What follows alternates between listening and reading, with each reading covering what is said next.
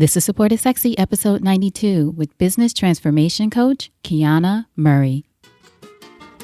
Welcome to the Support is Sexy podcast. I'm your host, Elayne Fluker, entrepreneur, author, producer, and founder of Chic Rebellion Media. 5 days a week, Monday through Friday, I talk to women entrepreneurs who share their journeys and the true stories of their wins and their lessons, and give you insight and inspiration to take your business and your life to the next level. Here we go.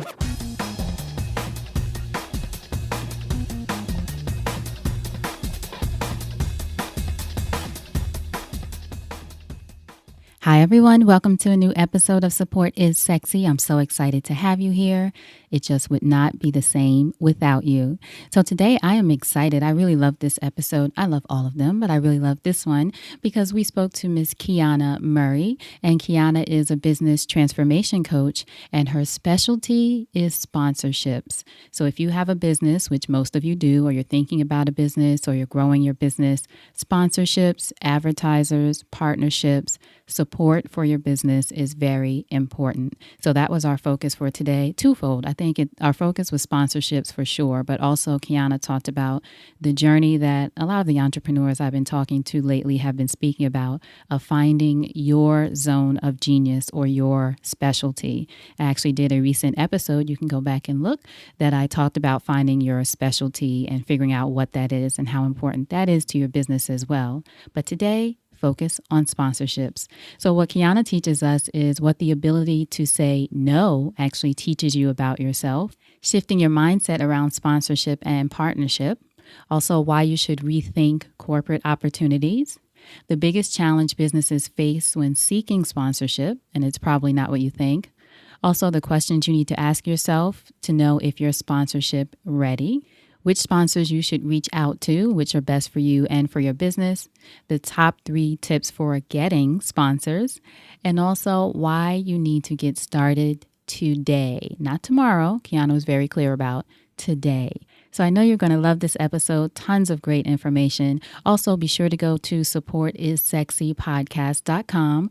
Look up Quiana, Quiana. You'll see her episode there. And she's giving us a free resource guide to help us know how to get sponsors. It's great information. I know you're going to really love that as well. So be sure to go to her page so you can download the link, which will be there in the show notes with tons of other information of how to get in touch with her, how to follow her on social media, all that good stuff. Plus, supportissexypodcast.com has previous episodes there. So be sure to go there and check it out. So now, without further ado, Quiana Murray. So Quiana, thank you so much for being here for an episode of Support is Sexy. I'm excited to have you. Thank you. Thank you. I'm so honored to be here. Excellent. Now, first question I ask everyone, when did you first fall in love with entrepreneurship? Oh, gosh. Honestly, I will have to say that it was when I was a teenager. I was one of those teens that worked after school and was like, you know what, this is not going to be my forever. Mm-hmm. And I remember going in, I worked at a store once, and it was just like we were in a team meeting and nothing was positive. They just, we didn't do it as a whole store staff didn't do anything right. And I was like, you know what, this cannot be how everybody is doing it for 30, 40 years, mm-hmm. And so at that point, I knew that there was always going to have to be some way for me to make money without feeling like I had to seek someone's approval. Right. Now, where did you grow up? I grew up in Washington, D.C., and then in high school we moved into Maryland. So it's right there together, but, Right. Now, what was a young Quiana like as a little girl?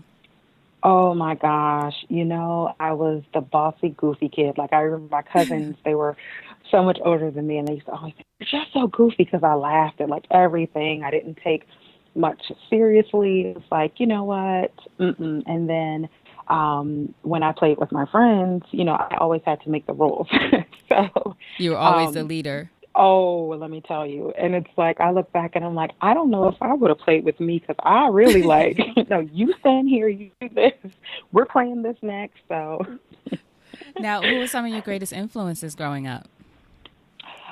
You know what? Honestly, it was the women in my family. As a child, I didn't watch a lot of TV. I was more the tomboy, go outside, roll around the grass type.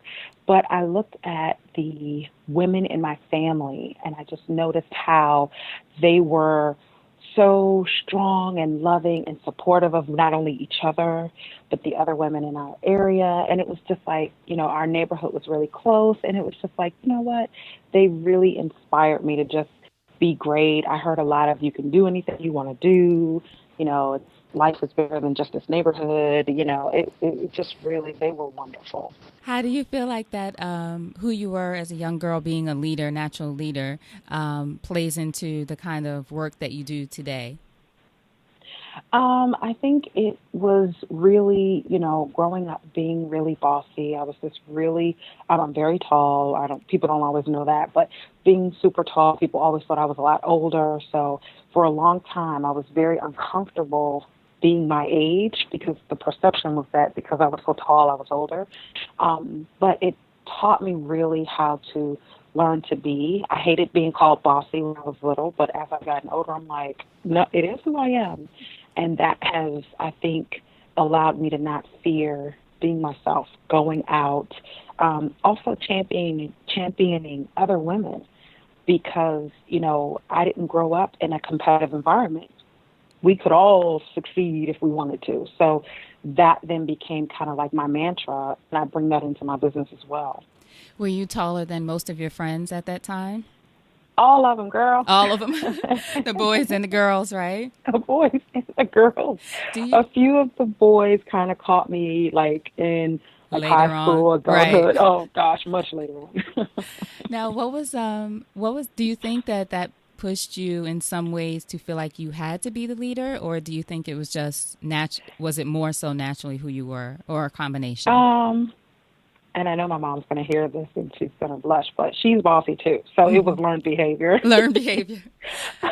That's funny because now there was this whole period where people were saying little girls shouldn't be bossy, and then now it's sort Yes. of like embrace your bossy kind of thing, Mhm. which is Mhm. good. Yeah, Mhm. instead of, or what do they Yes. say? I'm not bossy, I'm the boss. Yes. Exactly. Now your business is about sponsorships or focus on Yes. sponsorships, helping people get Yes. sponsorships. Tell us, when did Yes. it become? At what point for you during your journey did you get to the point where you said, Mhm. okay, this is my thing or my area of expertise and I can build a business around this? Well, in college, like I always say I took the bossy route. Like in college, I was an assistant, and and part of that was we had to plan activities and events for the students in that lived on campus. And I remember hosting and planning all these events, and I was like, okay, but we have no money.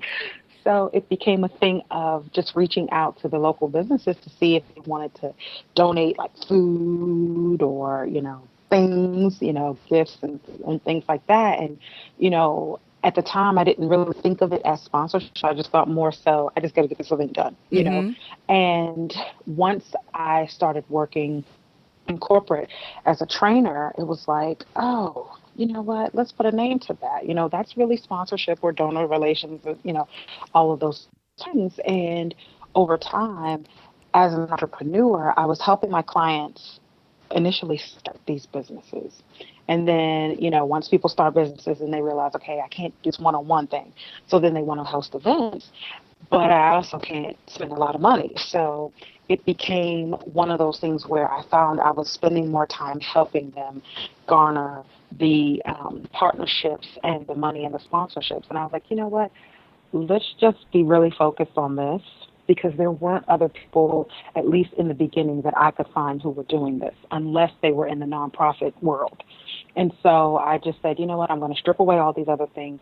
This is what I'm going to focus on. And so I really totally nailed in that focus within the past, I'll say 2 years. Mm-hmm. I just stopped taking on the other aspects and just focus clearly on just that piece.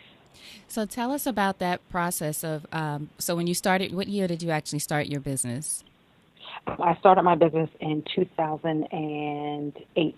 Okay. So at what point along that journey, did you figure out that this was the area to focus on? Because I ask because I know a lot of us, we combine our expertise, say, like you said, your Mhm. experience in Mhm. school and a combination of things that you want to do. And then you kind of Mhm. pile it all together to figure out what's the thing that works for you. And then hopefully, as you did, you discover the area that you want to focus on, at least for now. So how did you get to that point? Was it just looking around at what was already out there?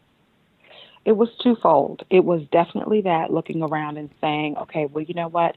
If I didn't do this, who could I refer these people to? Because, like, I'm a big connector. So if I can't help you, I'm going to help you find that person who can. And I noticed that that wasn't really, like I said, it was not being offered for, it was mostly being offered for nonprofits.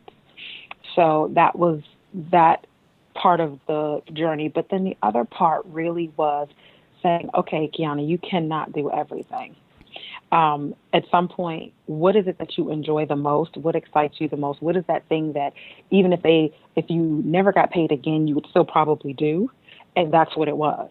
And Mm-hmm. so I said, it was tough because, a lot of us who type A are used to doing everything in our business, and we attract people who are used to doing everything in their business. Right. And then you tell them, you shouldn't do everything, but then we still do it. And so at that point, I had to say, you know what? Um, I have to trust this. And, for a minute, there may be a dip, but eventually, this will be it. So I had to get rid of the fear of losing out. Like, if I don't do everything, I won't, get that client. I won't make them.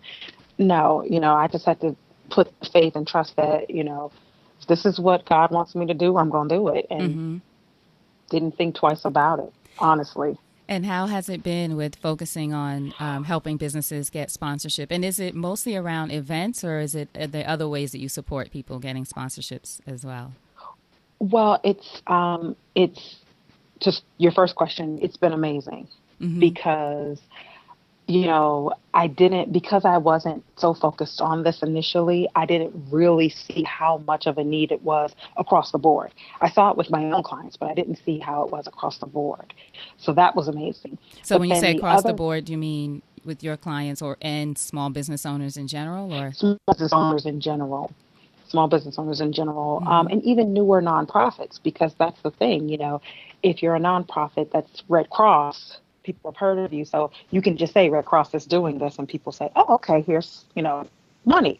But when you're the new kid, people haven't heard of you, you got to create the relationships. So, helping the newer nonprofits and the for-profits was amazing. That I saw that need there. But then too, um, just it really became a model of, okay, business people are starting businesses, especially women.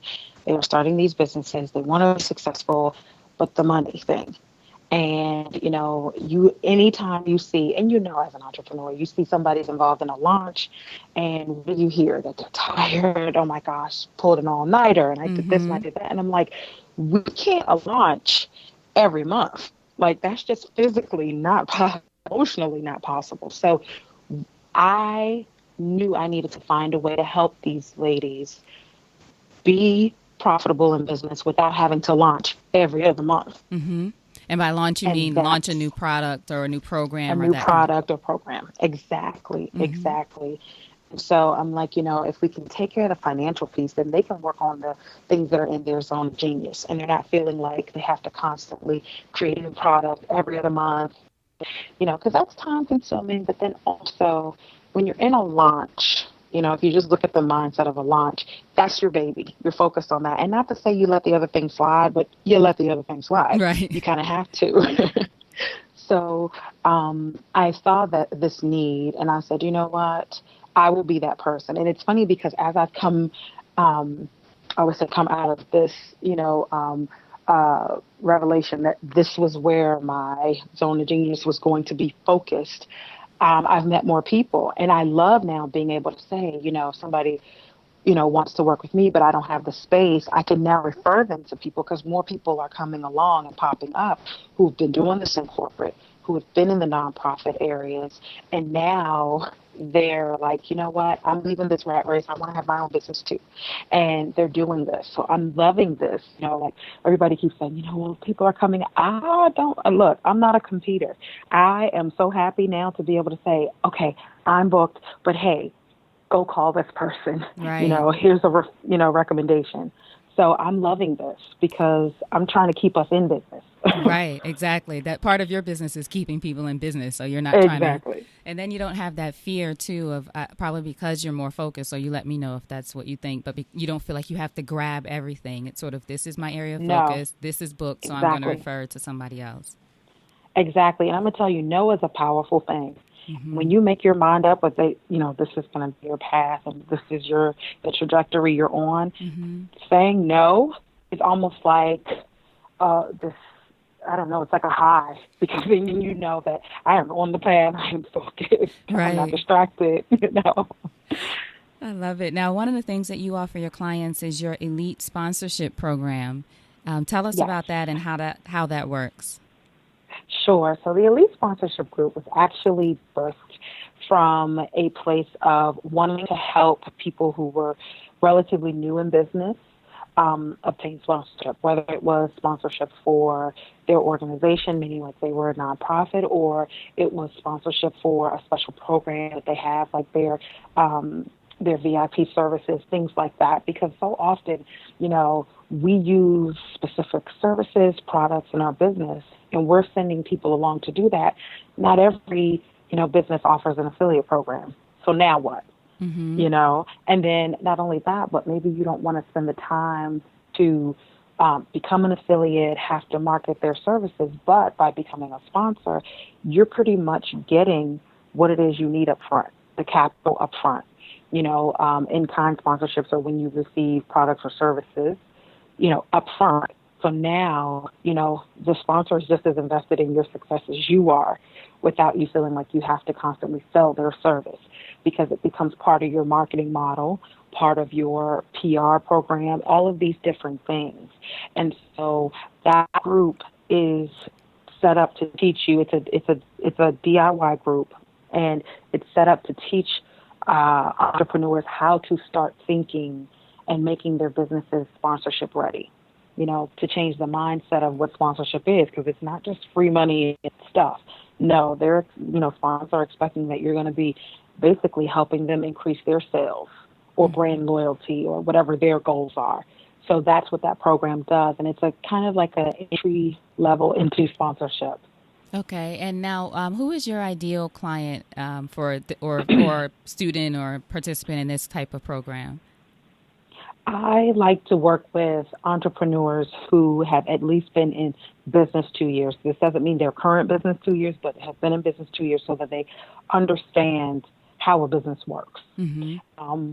Also, very high achieving go-getters. Like I always say that, like they're bossy like me, so they know what they want. Mm-hmm. But then not only that, but people who really are committed to the growth and development of their tribe. I don't generally attract people who are, like I like to say, fly-by-nighters, Mm-hmm. meaning that they get in, they make a lot of money, and then they disappear. No, I tend to get people who love their tribe, who build their tribe, who engage. And then not only that, but people who want to test the waters with corporate partnerships and relationships. Because another thing that I notice in the small business area, many of us focus on business to client or other business to business like us. We don't necessarily go after corporate. Why is And that? corporations, I think a lot of it is it's twofold. Either it's that the person came out of corporate and it left such a bad taste in their mouth, they're never even dealing with corporate again. Mm-hmm. And they don't see that it's a business relationship. They still feel like walking in the door, they'll feel like an employee or like the corporation will own them in some kind of way, so they don't even want to be bothered. Or it's just that they don't think about it. They don't think about how their products and services translate to that employee sitting in that cubicle right there, Mm-hmm. you know?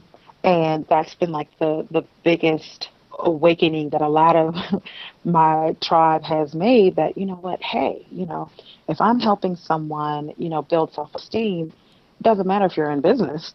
Maybe you're sitting in a cubicle and you deserve that promotion, but you don't go for it because you don't have confidence. So going into corporations and getting these sponsorships and partnerships to be able to go in there and actually host a workshop and things like that. Okay, so not just sponsorships thinking of it from a space of like you see a commercial on television where this episode or Sponsored whatever by. is exactly, yeah. So as you said, one of the things you mentioned earlier I wanted to ask you about was this idea of shifting your mindset or the business owner's mindset around sponsorship. How important is that, and in what ways do we need to do that? Because even me with listening to you, what you said, I'm like, oh, I didn't think of that as an idea of sponsors or as an aspect of sponsorship as well. Well, I think it's very important because, and I used to hate to hear this when I first got in business, but it's very true. If you don't believe that it's going to happen, it's not. And so as an entrepreneur, we have to start thinking about more than just the model that we're sold when we start out new. Because think about it like this. This is generally the path that we take. We start our business and we're excited. We get into some type of program that teaches us how to start a business, but at some point we kind of experience out of that program. So now it's like, okay, what next? I know how to get the onesie twosie clients. How do I then keep this money going? And how are these people over here getting millions? Like what the heck are they doing? Right. And so a lot of times what they're doing is they're speaking. You're going into these companies and bringing a different perspective. Because the entrepreneurial perspective is very different than the management or employee perspective. And so a lot of times more and more companies are wanting their employees to think a lot more entrepreneurial. A lot of people don't think that that's the case, but it's very true because that's where your innovation happens. That's where, growth and all types of things. So they're looking to us as entrepreneurs to bring that into their employees, to motivate their employees so they perform better, which means they make more money. And so a lot of times, if we don't shift our mindset to realizing that we're so much bigger than just, starting out, like we have a path, we have a purpose. I don't believe anybody is here without a purpose. You may choose not to do it, but you got one. Right. And so if we can shift our focus, we can fully own it, we'll attract those opportunities. We won't be afraid to go after opportunities. And so that's part of this group because I find that my group really, it's a very intimate group, which I love. But also these are people who have made the decision that they are going to bring and they're going to touch the world, whatever that means for them and whatever way that it's made for them, they're going to do it. And so that first starts with your mind, because if your mind is not right, every opportunity that comes your way, you're not going to be able to really see the big picture. Right. That's great. That's great. That's a great feedback. Good to think about as part of the total package of getting support for your business or idea and that kind of thing. Yeah. Yes. What would you say is the biggest challenge businesses face when seeking sponsorship? I think the biggest challenge is really thinking about what I can get out of this corporation instead of what I can help this corporation accomplish or achieve. A lot of times, think about it. This is how sponsorship generally works for people who are new to it. They say, I'm hosting this event. I need sponsors because I need to be able to pay for the venue. I need to be able to pay for the food. I need to be, yes, that's true. And those are things you need to think about. Those are numbers you definitely need to know. That said, how is your event or the people that are going to be sitting in those seats going to be able to bring some type of revenue to that business? See, that's the part that's often forgot because your sponsors don't sponsor just because they like to see their logo. Many of the sponsorships that I'm helping people get, these are Fortune 500, Fortune 100 companies. Their logo is everywhere. Right. What they want is brand loyalty. They want this new product line that they're launching to actually be accepted in your community. They want to be able to be the go-to. Think about, I always use this as an example. Think about, your phone. Apple didn't become, Apple overnight. No, they built relationships. They got in with a certain tech sector, and then everybody in that sector wanted to have an iPhone. Same thing with your Samsung. It's a very strategic way. And if you can go create a relationship with a company, see what those goals are, figure out what it is they're trying to accomplish, then it'll save you time because you'll know whether you even want your tribe to be part of that new thing that they're doing. But then also it'll help you better see, okay, so these are the ways that I can get them visibility with my tribe if I do want to pursue that relationship. And that's the biggest thing, just not thinking about how the company or the corporation is going to benefit from the relationship. Right. That's great. Now, how do we know when we're ready for a sponsorship? I know that's, I'll say personally, even something that I have struggled with, like, oh, I'm going to wait till I get to this point as far as a certain amount of time, or, oh, I'm going to wait till I get to this point with a certain amount of numbers. But it sounds like you work with businesses that aren't, you work on the sponsorship side with big companies, but on the other side, you're bringing in these smaller businesses that can partner with them. So how do we know when we're ready? Well, when it comes to getting sponsorship, the big thing is just consistency. So you want to ask yourself, not so much, do I have, 1,000 followers on email list with 5,000 people? Rather, you want to just make sure that you're consistently engaging. So you are consistently on social media. It's huge, of course, right now. But then not only that, whatever it is that you want sponsored, are you doing that often? So if you're someone who wants to sponsor a program, how often are you running that program? If you're running it once a year, yes, you can get sponsorship, but it's kind of tough.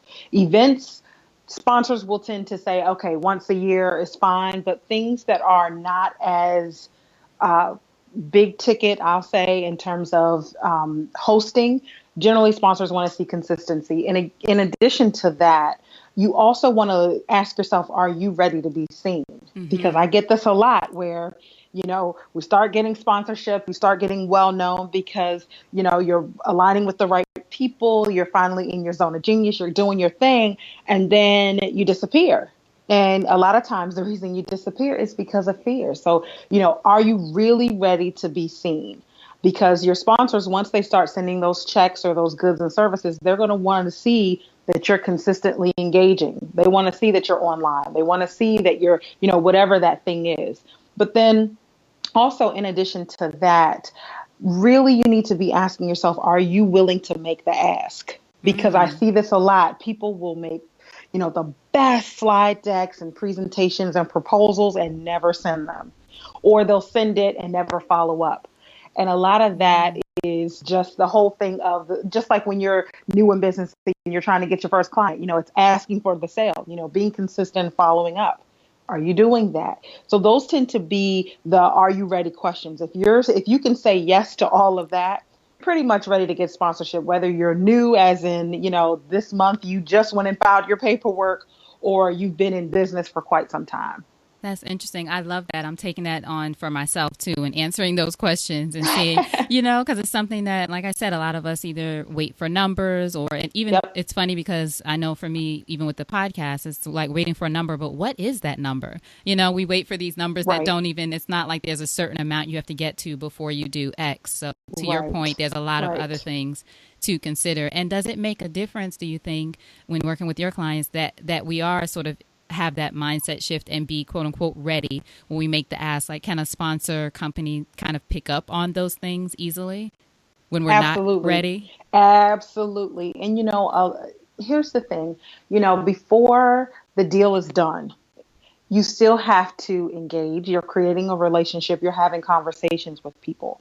And like I said before, very often these are people who are employees. So they have in front of them a certain list that they're checking down to see, if you even meet this criteria. Right. And oftentimes there will be questions that come up and immediately it'll be a red flag for them. Just like there will be things that they ask you that you just probably never thought about. So it's really important to get yourself in the mindset of being able to really answer the question, what's in it for them, and how you're going to really be a brand ambassador and get people buying from them. Right. Now, when people are thinking about what kind of sponsors to approach, I mean, I know you can't say that for everyone because people have all different kinds of businesses, but is it best to look at a kind of sponsor that does something similar to what your business does, or is it best to look at a sponsor that wants to reach your specific audience, for example? Or what do you usually advise your client in where to start when they go out to the first sponsor? Or is it you say go where you have the contacts? I mean, there's all kinds of ways to do it. Mm-hmm. Mm-hmm. The biggest thing, if it's somebody who's brand spanking new to sponsorship, I always say, look at your business. Look at the tools that you're using in your business. Look at those things that you're constantly telling your people, meaning your clients or your tribe, to use. Then also you want to look at, local businesses, because, sometimes you don't necessarily want to start reaching out to a Macy's. Maybe you want to reach out to the boutique around the corner. So I really tell people to think of sponsorship the same way that you think of investments. When you're creating an investment portfolio, you don't put everything in stocks. You get stocks, you get bonds, you may get some real estate. That's how you need to think of sponsorship. You need to think of sponsorship, and not just in tiers like, platinum level, gold level, but more so in terms of types of business. Mm-hmm. Because here's the thing, if you for me, a big, big, big thing for my clients is their marketing materials. So I tell them, who are you using, when you have these flyers and let's say you're having an event, where are you constantly going to get these copies made? Is this something that you're going to Staples, or are you because it's funny, some of us are Staples people, some of us are Office Depot people or Office Max or whatever it is, Right. And people get really, really attached to the brands they use. And just think, okay, you know what? Every day I have to run in Office Max to grab something. Right. That then needs to be where you shift your focus. Right. Because if you're going there, you're probably telling your tribe on a Scope or a Facebook Live, just came from Office Max. Oh my gosh, look at these new pens. Aren't they cute? That right there is product placement. Mm-hmm. All a sponsor wants is you to do that and you to do it consistently, and they're happy. They're happy to send you money. They're happy to pay for your copies. They're happy to do whatever it is you want. And, that's just how you need to think of things. And that's normally the first step that I tell people, think about those things you can't live without, where you're already spending your money, where you're already pretty much loyal to those brands, and you're bringing those things already to your tribe. That's where you start. Right. Or if you're a solopreneur and you work remotely or have a remote office, you're always meeting in a Starbucks or having somebody come to the Starbucks. It's like now that you said that, I'm thinking like, wait a minute. Yeah. Or products that I always tell people, you got to use this scheduling tool, or you got to use this. Exactly. Mm-hmm. Exactly. And, and it's not always, because I tell people, because people say, well, I am an affiliate for such and such company. And I'm like, it's just not the same thing. Because, when they sponsor you, that is them standing behind you saying, hey, we vouch for her or him. When you're an affiliate, a lot of brands, especially your bigger companies, aren't necessarily as attached to you. Like they don't want you doing anything illegal or, unethical, but they're not necessarily standing there saying, hey, that's my girl. You need to buy, you need to listen to her podcast. You see what I'm saying? Yes. So that's the difference in mindset also, because a lot of times people will say, well, I have affiliates, and I'm not taking anything from affiliates. Mm-hmm. I'm just saying that sponsorship is a very different relationship. Mm-hmm. Quiana, that's good. That is really good. Now, what would you say are, you sort of gave us so many tips, but if you could say your top, no, it's fantastic. But what would you say are your top 3 for securing sponsorship if someone wanted to start, say, well, not tomorrow, tomorrow's Friday. So say first thing Monday. You can start on tomorrow. You can, okay, I take that back. See, that's my problem. Mindset shift. Start on tomorrow. Honestly, the first thing is always going to be mindset. And, I told you before how I used to hate when I was new in business. People say, it's your mindset. Shut up. Right. Right. I hope that doesn't offend your people. No. We get it. Trust me. Yeah. But really what it is you have to be willing to say, I'm going to put on my best, cutest outfit, and I'm going to walk into this business and say, look, let me tell you why you want to get in front of my tribe. So that's the first thing. You need to have that kind of mindset. And then the second thing I would say is you really need to do your research. You need to be looking at everything in your business, from the type of keyboard you use to, the type of microphone, the type of everything that you talk about that is in your business or that you recommend or refer to your tribe, because that's where you're going to start. Then what you need to know is you need to know your tribe inside and out. And I'm talking like you need to be able to say, you know what? I work with people who are getting up at 3 o'clock in the morning because they had some bright idea and they're like, I got to create this or I'm never going to get back to sleep. Right. You need to know every detail about your tribe. And a lot of times, when you're first starting out, that's the piece that tends to be the hardest thing because, your tribe may be fluid. This year it may be people who are new in business because you're one step ahead of that. But by next year, it may be people who've been in business 5 years because you're at the point where you've had such a huge measure of success that you're like, no, I can get you there, Right. So you really need to know your tribe. And if you have those things, then next it's really about starting to reach out, and I tell people a lot of times because I'm a recovering perfectionist and I'm very, it took me a long time to realize it doesn't have to be perfect. Right. It just has to, you just get it out there because here's the thing. You could sit and wait for the perfect sponsorship proposal, the perfect slide deck, the perfect everything, and it will never happen. Why? Because sponsors are looking for real. And so they're looking, not to say that they want to see a bunch of errors in your proposal, but they're looking for people who are willing to say, look, I'm human. My tribe is human. But let me tell you what I do know. I know that my tribe does this, this, this, and this. And I know that they will come to you because you are offering this service that I can't shut up about. Mm-hmm. You see? So that's kind of how you put those three together. I love that. And how do you feel like, what are some of the best ways for people to get to know their tribes? I know one of the things that I won't say discovered, it's been there all the time, but I have a group, mastermind, on Facebook of a couple hundred women, fantastic women. And I ask them things with polls. So for example, I was asking, what's the best way that you want to receive new information about, a new podcast episode? And I put email, app, and I'm always surprised by the answer, what gets the most votes. But like you said, that could be a way of getting to know what stage people are in at this point. And you know what? It's so funny that you asked that because I was working on a module in a new program that I developed for my elite sponsorship group. And I literally was typing all of these things up today. And yes, I still type up my own content. Okay, nothing wrong with that. But, polls are huge, especially because now Facebook makes it so easy for you to do it. Right.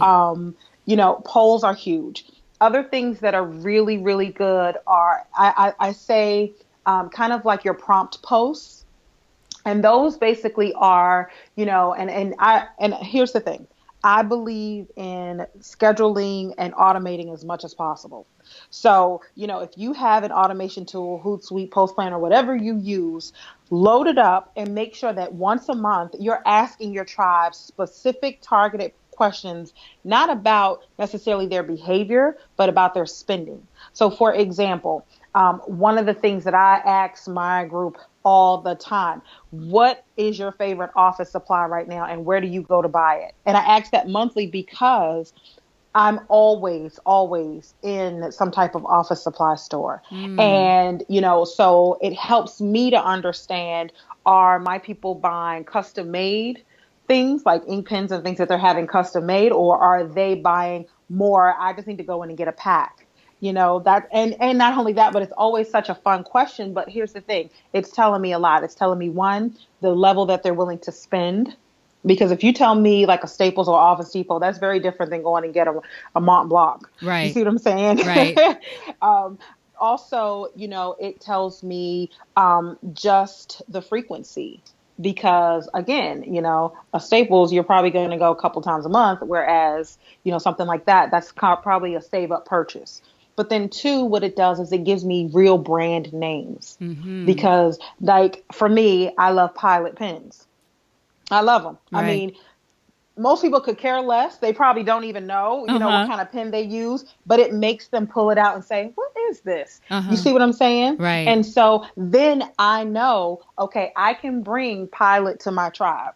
I can go pitch them for sponsorship, and it won't upset the balance, because that's another thing that you have to think about. You have to think about, these brands upsetting the balance. Are your people even going to appreciate you referring this business or this brand to them? Because some things will disrupt the balance. So you can do polls, you can do prompt posts where you say, tell me your favorite this right now, your favorite drink, your favorite this. How do you start your morning? That's another thing that I ask my people. But then not only that, you can also send out surveys. I'm going to tell you how I like to use surveys. I don't necessarily like to send them out in like these broadcast emails. I prefer to make it part of the onboarding, join my community process. So if I'm sending you, for example, somebody says, I want to get your 2016 sponsorship guide.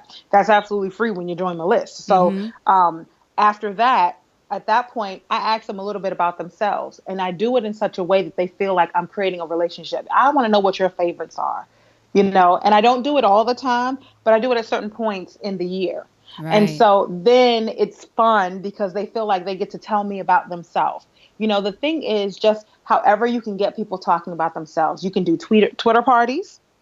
You can do anything like, in your group. You can just say, what's on your mind? What are those things? What are your favorites right now?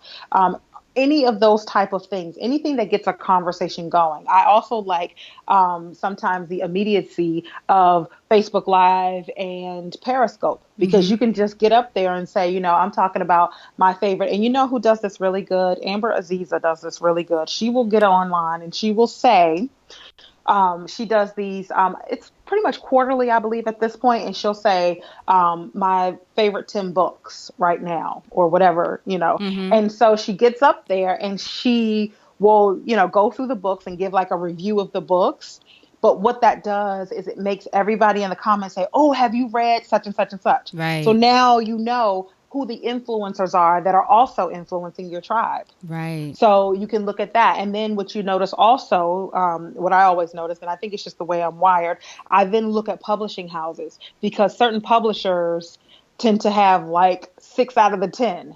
It's just because that's their niche. Thing. So then I know I can go pitch them.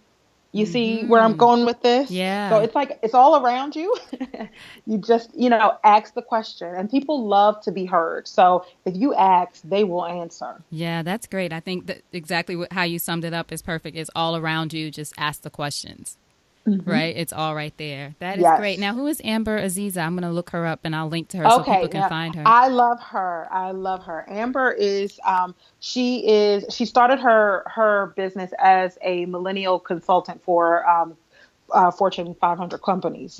And she has since sold that business. I mean, this girl did this in her 20s. Sold her business, made $1 million, started a business showing other people now how to do the same thing. Okay. And so you definitely, and I will, I'll even send an email introduction, because we're friends. So I'll do that. Thank you. Because you need her up here. Okay, exactly. She has a lot to share. I love it, because I was going to say I'm going to link to her anyway, but that'd be great. Thank you. I appreciate that. Sure, support absolutely. is sexy. Yay, we absolutely. like that. Now, what would you say your support networks looks like?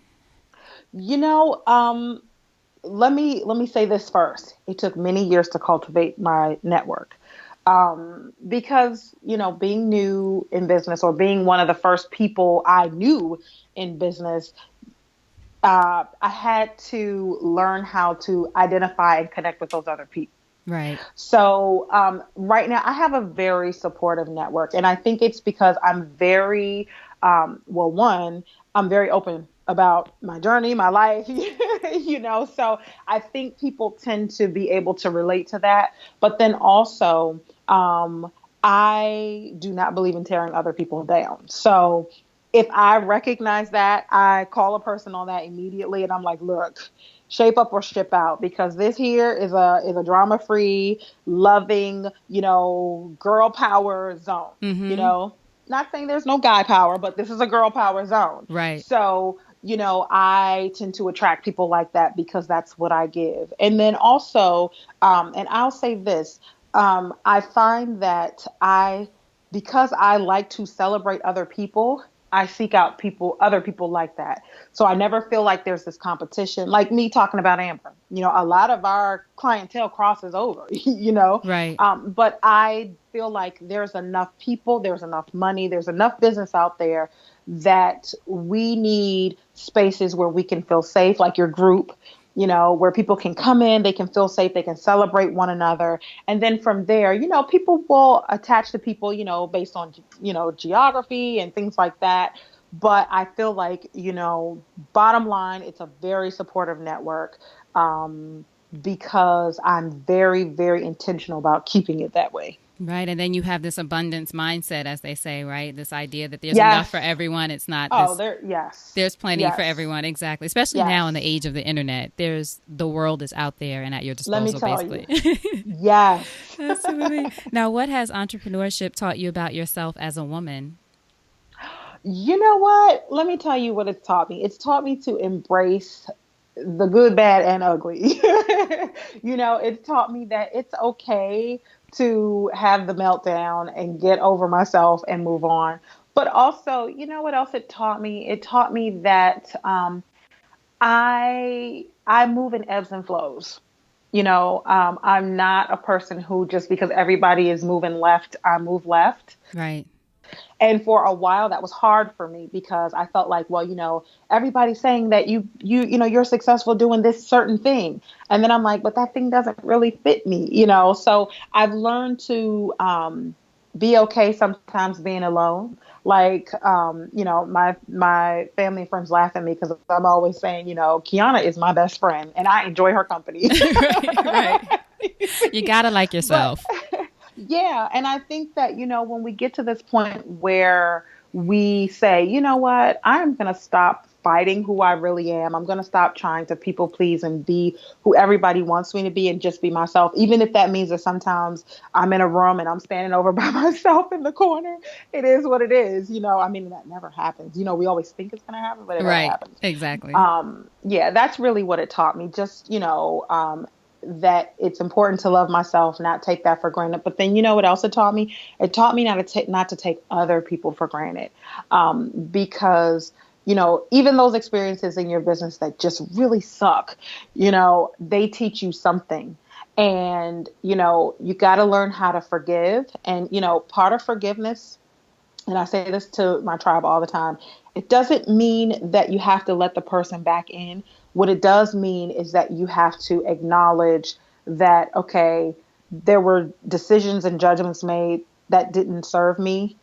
I accept those, I love myself through those. I even love that person through it, even if but I have to move on. And I'm not going to dedicate any more of my life and my headspace to that.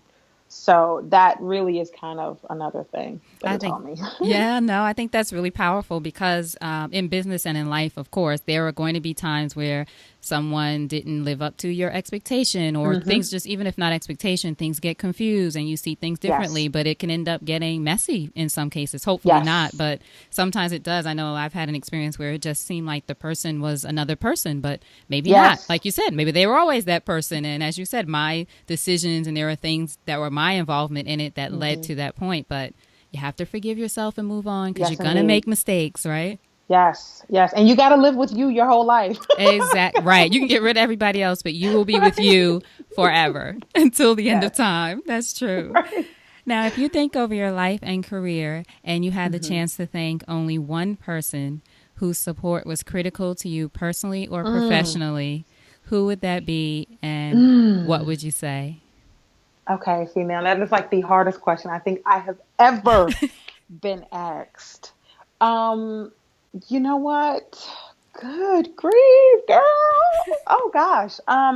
If I had to think just one person, and okay, this is going to be really emotional for me, and I'm not a crier, so bear with me. I would have to thank my grandmother. My grandmother passed when I was 8 of cancer, and I spent a good, I'll say, decade after that, really resenting her for that. I felt like, how dare she leave me? Um, and I know, though, that her passing now made me so much stronger. And it's a kind of a weird revelation to have, but, and I say that because she was always my crutch.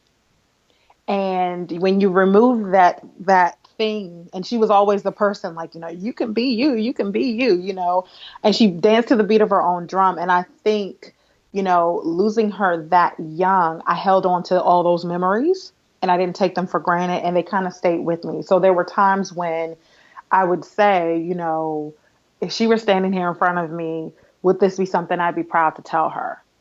And so I would say her. And yeah, I would say her. Oh, that's Yeah. beautiful. Thank you so much for Thank you. sharing that. I know it Thank can you. be an emotional question sometimes for people. Yeah.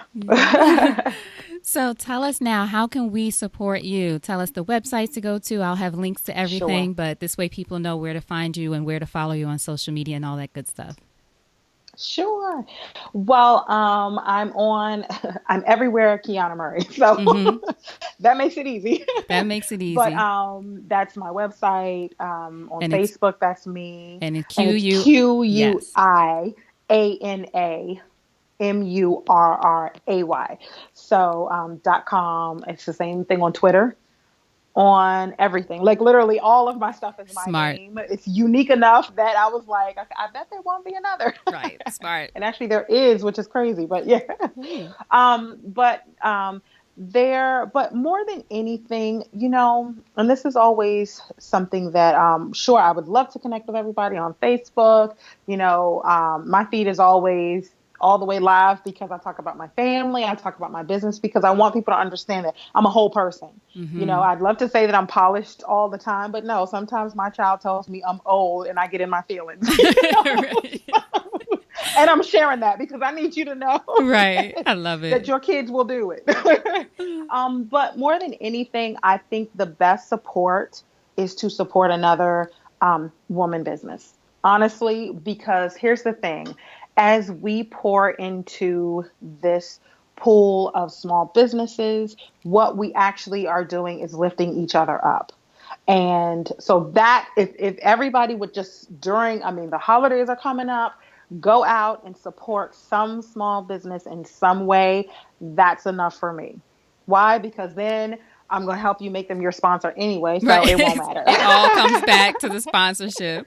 I love it. That's fantastic. And tell people now, can they find out about your elite sponsorship program on your website also?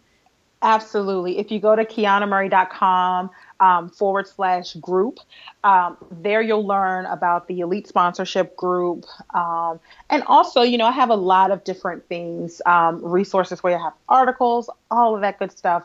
And I really, I say read about sponsorship because, like I said before, sponsorship is a relationship. So you got to be ready. Mm-hmm. And I want you to read up on it and really know that you're ready so that when you jump in, you are ready to go, because I am high energy, I am fast paced, and I am very results oriented. Mm-hmm. So before you commit, I need to know that you're really in it.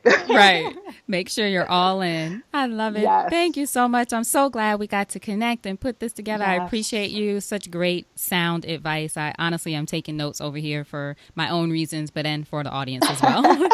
So before you go, a parting piece of advice from you to the audience. I'll give you the last word. Sure. First, thank you so much. I am so honored. I Oh, really am honored, and I oh, love my what you're pleasure. doing. Thank you. Um, I would say the last piece of advice is really just own your you and know that your you was created to impact the greater world in some way. So support each other, and celebrate each other, because together this really, I really mean it, is going to bubble up, and we're all going to see this collective just up leveling, mentally, physically, emotionally, all of it.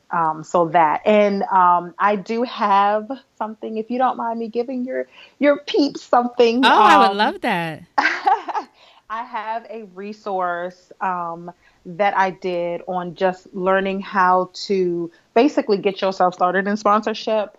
So what I'll do is I will give you the link to that, and you can put the link there. And it's absolutely free. You don't even have to subscribe. It's literally my freebie to you, because if you really are interested in getting sponsorship, like I said, I want you to be ready, because there are companies out there, and this is a multi-billion-dollar industry, and they would love to partner with small businesses like you guys. Oh, awesome. I will definitely so you'll give us the link, and then for everyone Yes. listening, you go to supportissexypodcast.com and look for Quiana, Yep. and we're going to have the link there with all of the links to all of her Absolutely. great information. That's wonderful. Thank you. Thank you. Oh, you're Excellent. welcome. That's great. Thank you so much for being here. Hold on just a second. Sure. All right. Thank you so much for listening. I hope you enjoyed that episode. And the challenge for you is to take at least one thing. You can always do more than one thing, but take at least one thing and incorporate that into your business today. Take action today. Also, be sure to go to supportissexypodcast.com to get more information about this episode and to see previous interviews that I've done with other fantastic women entrepreneurs. And while you're there, be sure to go to the free resources button so you can see what kind of resources I'm offering to you guys. Right now, it is a 3-part audio training on how to make brave decisions. The decision to do something is sometimes scarier than even the actual doing. So go to supportissexypodcast.com, go to the top, click free resources, and download that free audio training. All right, so thank you so much again for listening. Until next time, you know what to do. Go out there and create something sexy, and I'll talk to you soon. Take care.